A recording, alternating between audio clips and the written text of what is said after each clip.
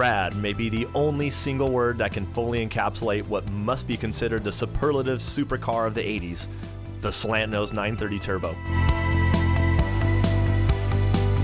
In this highly original 1989 930 Turbo SLANTNOSE coupe, finished in its original Grand Prix white over gray interior, couldn't be more rad.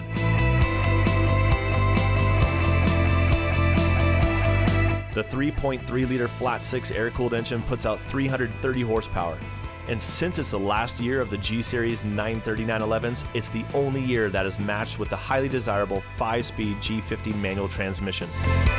Both Crockett and Tubbs would be jealous of anyone behind the wheel of this awesome 80s Porsche. So what are you waiting for? Roll up the sleeves of your white suit and be the one behind the wheel.